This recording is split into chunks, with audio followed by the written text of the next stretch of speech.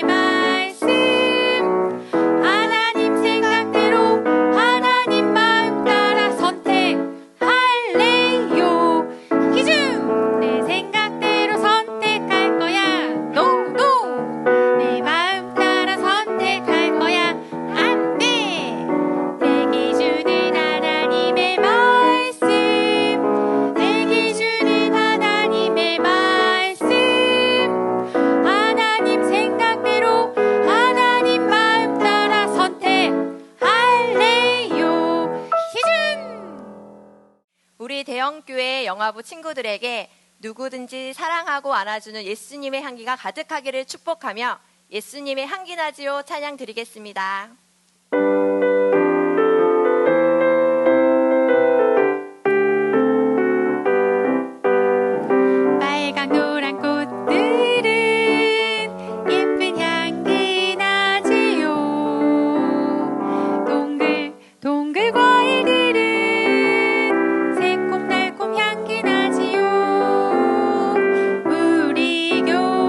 친구들은 어떤 향기가 날까?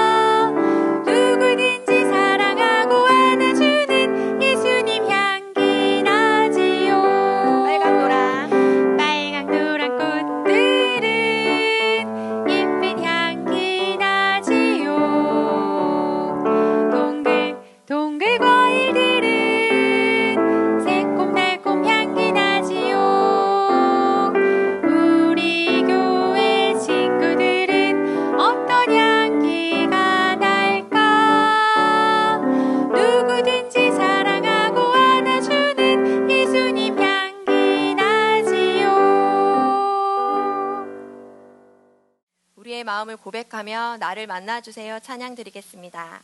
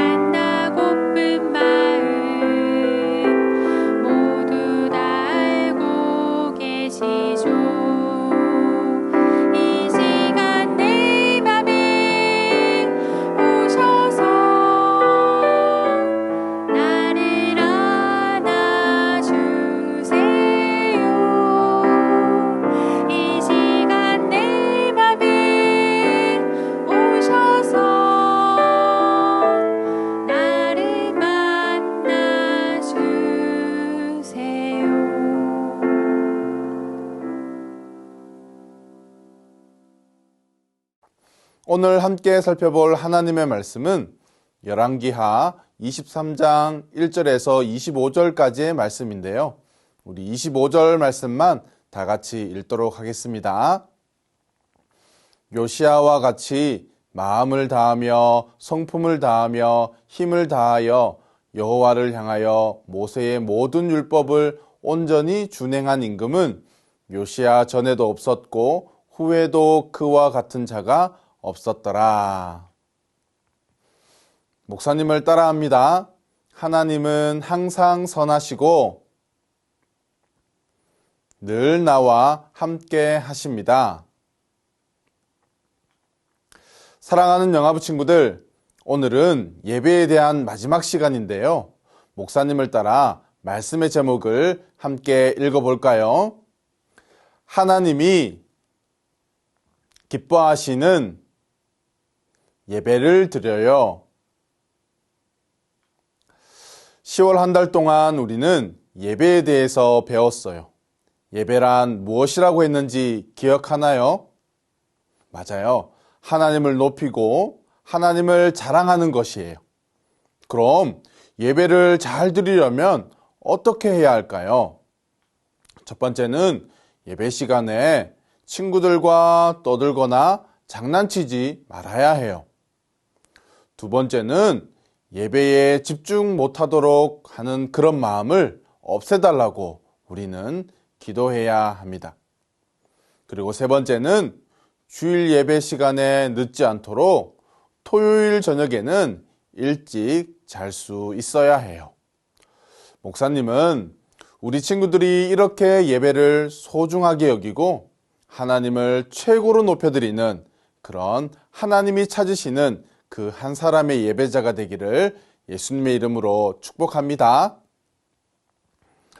오늘 말씀에도 보니까 우리 친구들처럼 하나님의 말씀을 잘 지키고 마음과 뜻과 힘을 다해 열심히 예배드리기를 힘썼던 한 사람이 등장해요.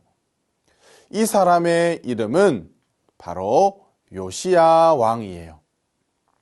하나님께서는 요시야 왕처럼 율법의 모든 말씀을 따라 하나님 앞에서 행동한 사람은 없었단다라고 칭찬할 정도로 아주 멋진 왕이에요. 어느 날 요시야 왕은 신하들과 함께 하나님을 예배하는 성전을 청소하다가 무언가 발견했어요. 그게 뭐였느냐면 하나님께서 모세에게 말씀하신 이야기를 적어 놓은 책을 발견하게 되었어요. 우리는 그 책을 바로 율법이라고 말해요. 율법책이라고도 말하죠. 그 책 안에는 하나님의 백성이 하나님 앞에서 어떻게 살아가야 하는지 적혀 있었는데요. 율법책의 내용을 읽고 보니까 지금 유다 백성들은 하나님을 예배하는 마음을 잃어버리고 하나님이 싫어하시는 일을 하고 있었던 거예요.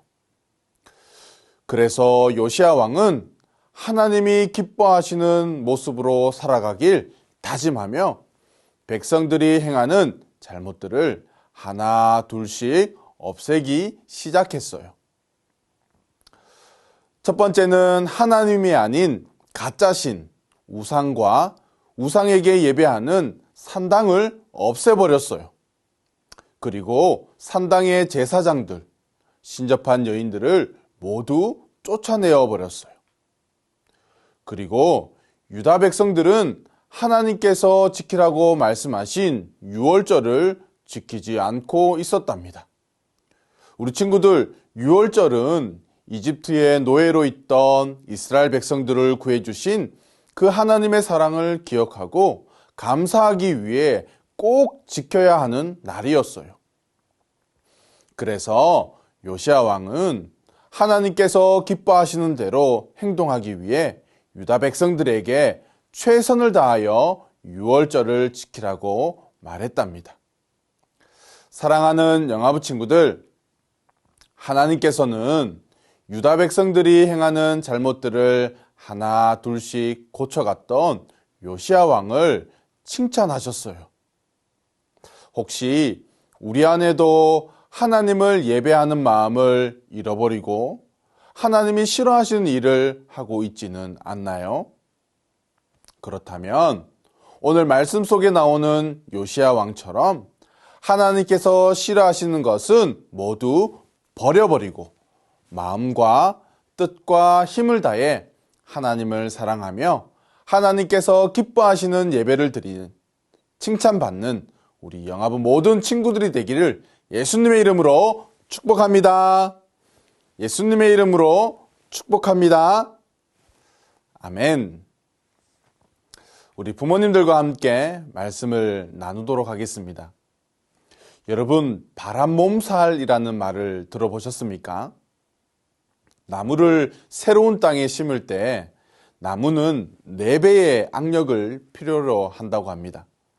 쥐는 힘, 즉 뿌리의 힘이 평상시보다 4배나 강하지 않으면 뿌리를 내리기 전에 바람이 계속해서 나무를 흔들어 대니까 시름시름 앓다가 또 열매를 못 맺게 되고 결국은 말라서 죽게 되는 바람 몸살을 겪게 된다고 합니다. 그리스도인으로 살아가는 저와 여러분 역시 세상이라는 새로운 환경 그리고 새로운 땅에서 살아갈 때에 이 나무처럼 4배의 악력, 힘이 강해지지 않으면 사단은 계속해서 우리에게 바람을 일으켜 우리가 바라고 원하는 그러한 열매를 맺지 못하게 할 뿐만 아니라 넘어지게 하고 비참한 결과를 맞이하게 한다는 것을 우리는 기억해야 합니다. 오늘 읽지는 않았지만 본문 25절 말씀을 보시면 이렇게 말합니다. 요시아와 같이 마음을 다하며 성품을 다하며 힘을 다하여 여호와를 향하여 모세의 모든 율법을 온전히 준행한 임금은 요시아 전에도 없었고 후에도 그와 같은 자가 없었더라고 말씀합니다. 유다에는 지금까지 수많은 왕들이 있었습니다. 하지만 요시아를 제외한 나머지 왕들은 하나님께로부터 이런 칭찬을 받지 못했습니다. 왜일까요? 신앙과 믿음이라는 그 뿌리의 힘이 강하지 못하니까 바람 몸살을 겪게 되고 시름시름 앓다가 결국은 비극적인 최후를 맞이하게 되는 것입니다. 그런데 요시야 왕은 달랐습니다. 신복들의 반역으로 인해 궁중에서 죽임을 당한 아버지 아몬 왕의 뒤를 이어서 그는 8살이라는 그 어린 나이에 왕이 됩니다. 그리고 그가 왕이 된 지 18년째 되던 해, 그는 예배를 회복하는데 자신의 온 힘을 쏟기 시작합니다. 그 이유는 성전을 청소하다가 율법책을 발견하게 되는데, 율법책을 자세히 들여다보니 지금 자신들이 하나님의 말씀과는 정반대의 삶을 살아가고 있다는 것을 깨닫게 됩니다. 그래서 요시야 왕은 첫 번째 한 일이 우상들을 제거하는 일이었습니다. 24절 말씀을 보십시오. 요시야가 또 유다 땅과 예루살렘에 보이는 신접한 자와 박수와 드라빔과 우상과 모든 가증한 것을 다 제하였으니.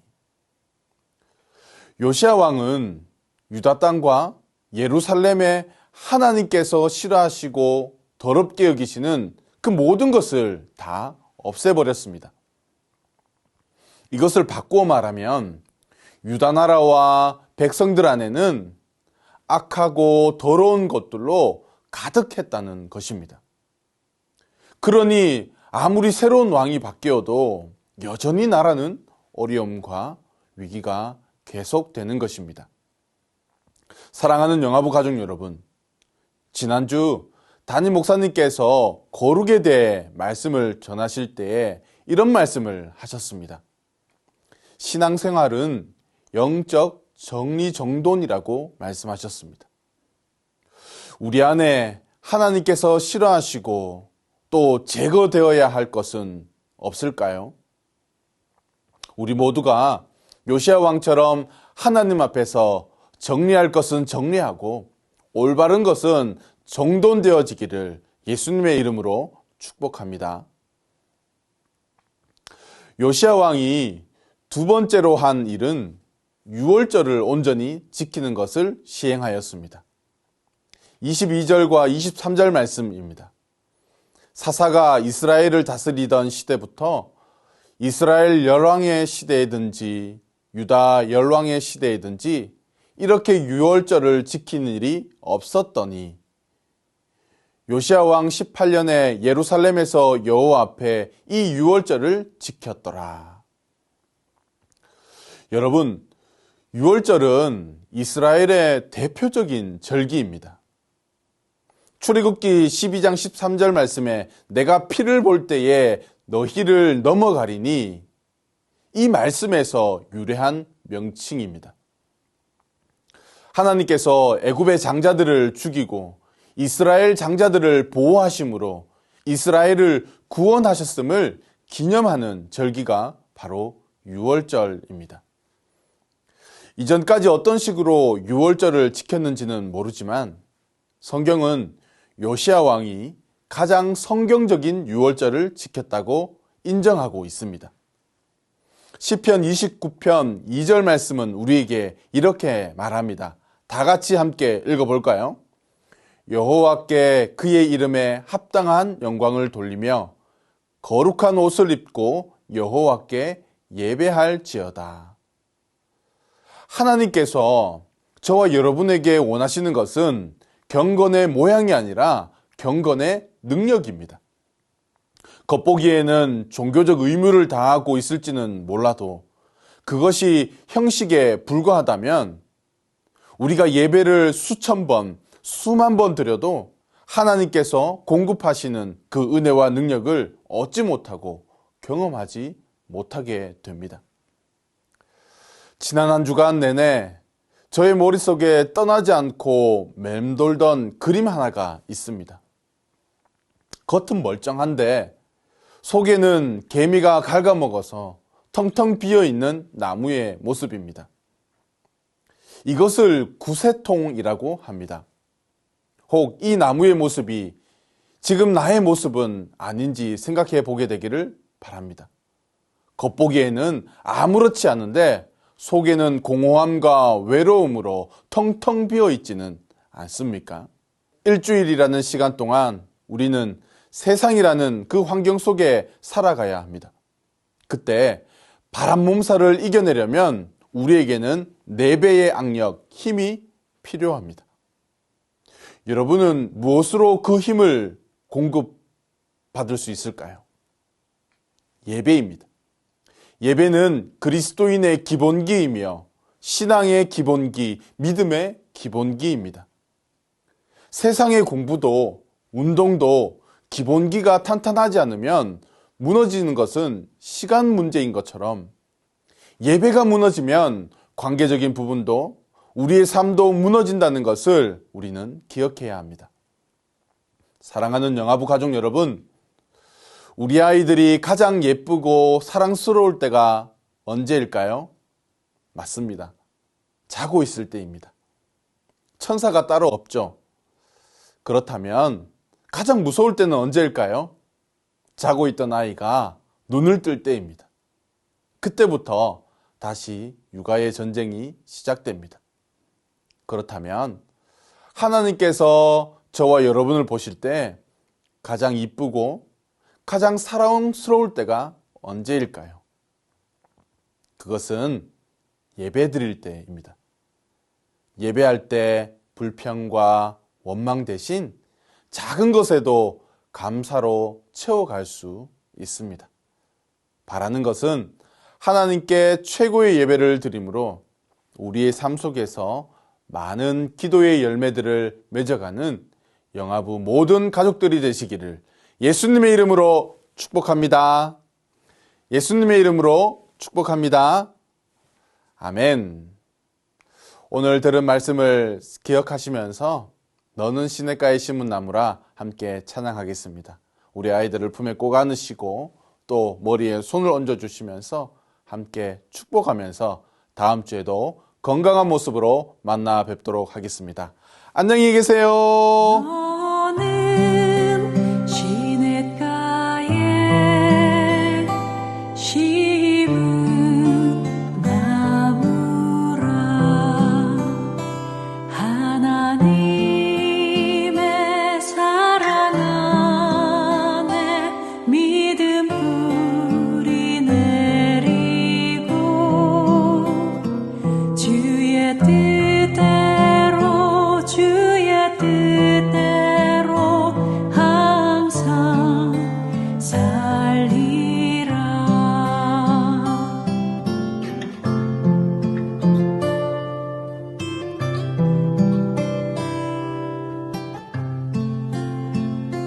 주의 시절을 쫓아 구원 열매 맺으며